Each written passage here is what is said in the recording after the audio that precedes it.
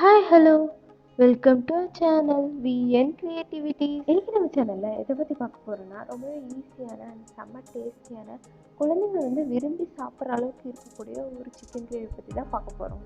நல்லா சூடான சாதத்தோடு இந்த சிக்கன் கிரேவி வச்சு சாப்பிட்டா செம்மையாக இருக்கும். சாதத்துக்கு மட்டும் இல்லைங்க, இட்லி தோசை சப்பாத்தின்னு எல்லாத்துக்குமே இது சூப்பராக இருக்கும். இந்த கிரேவி எப்படி செய்யறதுன்னு பார்க்கறதுக்கு முன்னாடி இப்போ தான் நீங்கள் நம்ம சேனல் ஃபஸ்ட் டைம் பார்க்குறீங்கன்னா மறக்காம சப்ஸ்கிரைப் பண்ணிடுங்க. கூடவே அந்த பெல் ஐக்கனே கிளிக் பண்ணிடுங்க. அப்போ தான் நான் போகிற வீடியோஸோட நோட்டிஃபிகேஷன் உங்களுக்கு வரும். இதெல்லாம் தான் அதோட இன்க்ரீடியன்ட்ஸ்.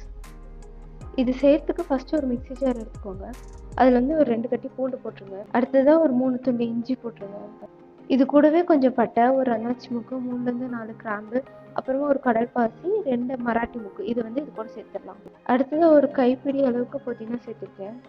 இது கூடவே 1/2 டீஸ்பூன் சோம்பு சேர்த்துக்கோங்க. அடுத்ததாக ஒரு 6லேருந்து 8 சின்ன வெங்காயத்தை இதோட சேர்த்துருங்க. இப்போ இதை நல்லா ஃபைன் பேஸ்ட்டு மிக்ஸி ஜாரில் போட்டு அரைச்சிருங்க. மசாலா ரெடி ஆயிடுச்சு. அடுத்ததாக ஒரு குக்கர் எடுத்துக்கோங்க. நான் இன்றைக்கி இந்த கிரேவி குக்கரில் தான் பண்ண போகிறேன். அதில் எண்ணெய் ஊற்றிடுங்க. நான் 3 டேபிள் ஸ்பூன் எண்ணெய் ஊற்றிருக்கேன். எண்ணெய் சூடானதும் அதில் கடுகு போட்டுருங்க. கடுகு நல்லா பொரிஞ்சதும் நான் ஒரு 2 பெரிய வெங்காயத்தை நீளமாக கட் பண்ணி வச்சுருக்கேன். அது இதோட சேர்த்துடலாம். இப்போ இதை நல்லா வதக்கி விடுங்க. இது கலர் சேஞ்ச் ஆகணும், அந்தளவுக்கு இதை நல்லா வதக்குங்க. இப்போ வெங்காயம் நல்லா வதங்கிடுச்சு. இது கூடவே நம்ம அரைச்சி வச்ச பேஸ்ட்டை சேர்த்துடலாம். இப்போ இதை நல்லா மிக்ஸ் பண்ணுங்க. இதோட பச்சை வாசம் போகிற வரல இதை நல்லா மிக்ஸ் பண்ணுங்க. இந்த பேஸ்ட் நல்லா வதங்கி அதுலேருந்து எண்ணெய் நல்லா பிரிஞ்சு வெளியே வரணும், அந்த அளவுக்கு இது நல்லா வதக்குங்க. இப்போ இந்த பேஸ்ட் நல்லா வதங்கி இதுலேருந்து எண்ணெய் தனியாக பிரிஞ்சு வர ஆரம்பிச்சிருச்சு. இந்த ஸ்டேஜில் நான் இதில் ஒரு 2 சின்ன தக்காளி பாக்ஸாக கட் பண்ணி வச்சுருக்கேன். அது இது கூட சேர்த்துடலாம். இப்போ இதையும் அந்த பேஸ்ட் கூட சேர்த்து நல்லா வதக்கி விடுங்க. அடுத்ததாக இது கூடவே ஒரு கைப்பிடி அளவுக்கு புதினா இலைகளை சேர்த்துடலாம். இப்போ இதையும் அது கூட சேர்த்து நல்லா வதக்கி விட்டுடலாம். புதினா இலைகள் லைட்டாக வதங்கினதுக்கு அப்புறமா இந்த மசாலாக்கு தேவையான அளவு மட்டும் கொஞ்சமாக உப்பு இது சேர்த்துடலாம். உப்பு சேர்த்து இதை நல்லா கலந்து விட்டுருங்க. அடுத்ததாக இது கூட ஒரு 1/4 டீஸ்பூன் அளவுக்கு மஞ்சள் சேர்த்து அதை நல்லா வதக்கிடுங்க. நான் சிக்கன் குழம்பு நிறைய மஞ்சள் தூள் சேர்த்துட்டேன், அதனால் இதில் கம்மியாக சேர்த்துருக்கேன். உங்களுக்கு வேணால் நீங்கள் கூடவோ குறையோ சேர்த்துக்கலாம். இப்போ இந்த மசாலாலாம் நல்லா இதுலேருந்து எண்ணெய் தனியாக பிரிஞ்சு வர ஆரம்பிச்சிருச்சு. இப்போ இந்த ஸ்டேஜில் இது கூட சிக்கன் ஆட் பண்ணிக்கலாம். நான் இன்னைக்கு இந்த கிரேவியை ஒரு 1 kg சிக்கன் வச்சு செஞ்சுருக்கேன். நாங்கள் எப்பயுமே நாட்டுக்கோழி தான் எடுப்போம். நாட்டுக்கோழி கிடைக்கல, இல்லை என்னைக்காவது ஈவினிங்கில் செய்கிறோம் அப்படின்னா மட்டும்தான் ப்ராய்லர் எடுப்போம். நான் நாட்டுக்கோழி சீரக சம்பா பிரியாணி அண்ட் சிக்கன் கிரேவி எப்படி செய்யறதுங்கிறது ஆல்ரெடி வீடியோ போட்டிருக்கேன். டைம் கிடைக்கும்போது அதை செக் பண்ணி பாருங்கள். சிக்கனை நல்லா அந்த மசாலாவில் கலந்து விட்டதுக்கப்புறமா இது கூட 1 டீஸ்பூன் மிளகாய்த்தூள் அண்ட் 1/2 டீஸ்பூன் கரம் மசாலா சேர்த்துருங்க. இப்போ இந்த சிக்கனை இந்த மசாலாவில் நல்லா மிக்ஸ் பண்ணி விடுங்க. சிக்கனோட எல்லா பீஸ்லேயும் இந்த மசாலா ஓட்டுற மாதிரி அதை நல்லா மிக்ஸ் பண்ணி விடுங்க. இந்த ஸ்டேஜில் அடுப்பை கொஞ்சம் குறைச்சிடுங்க. அப்போ தான் மசாலாலாம் கருகாமல் இருக்கும்.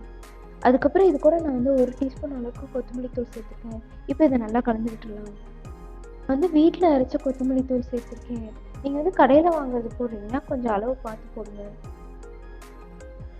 அடுத்ததாக இது கூட இதுக்கு தேவையான அளவு தண்ணி ஊற்றிக்கலாம். எவ்வளோ கிரேவி வேணுமோ அவ்வளோ தண்ணி ஊற்றிக்கோங்க.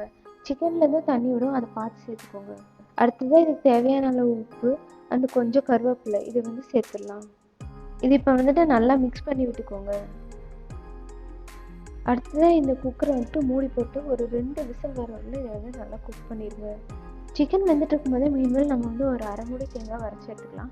அது கூடவே கொஞ்சம் பொட்டுக்கடலை அண்ட் தண்ணி ஊற்றி அதை ஒரு நல்ல ஃபைன் பேஸ்ட்டாக அரைச்சி எடுத்துக்கோங்க. குக்கர் விசில் அடங்கிடுச்சு. இப்போ இதை ஓப்பன் பண்ணிடலாம். பாருங்கள், சிக்கன் எவ்வளோ சூப்பராக வந்திருக்கு. ஆக்சுவலாக இந்த ஸ்டேஜில் அந்த தண்ணி மாதிரி இருக்கு இல்லையா, இது எடுத்து நம்ம சூப்பாக குடிக்கலாம். சளிக்கு ரொம்பவே நல்லது. இப்போ இது கூட நம்ம அரைச்சி வச்சிருக்க இல்லையா தேங்காய் பேஸ்ட்டு, அது இது கூட சேர்த்துடலாம். கூடவே இதுக்கு தேவையான அளவு தண்ணியும் சேர்த்துடலாம். தண்ணி சேர்த்துட்டு இதை நல்லா கலந்து விட்டுருங்க. இப்போ இந்த ஸ்டேஜில் ஒரு 1/2 teaspoon garam masala and 1 teaspoon கொத்தமல்லி தூள் சேர்த்துருக்கேன். இப்போ இதை நல்லா கலந்துட்டு இது ஒரு 10 மினிட்ஸ் நல்லா வேக விடுங்க. இப்போ பாருங்கள், குழம்பு நல்லா தளன்னு கொதிச்சு வந்துருச்சு. நீங்கள் சூப் எடுத்திங்கன்னா தேங்காய் அரைச்சதுக்கப்புறம் போகிற மசாலா கூட போட்டுக்கோங்க. ஏன்னா சூப் எடுத்ததுக்கப்புறம் இதோட டேஸ்ட் கொஞ்சம் குறைஞ்ச மாதிரி இருக்கும். மசாலா நிறைய போட்டோன்னா அது ஈக்குவல் ஆயிரும். கடைசியாக ஒரு கைப்பிடி அளவுக்கு கொத்தமல்லி இந்த குழம்புல சேர்த்து அதை நல்லா கலந்து விட்டு அடுப்பு ஆஃப் பண்ணிட்டிங்கன்னா ஒரு சூப்பரான சிக்கன் கிரேவி வந்து ரெடி ஆயிடுச்சு.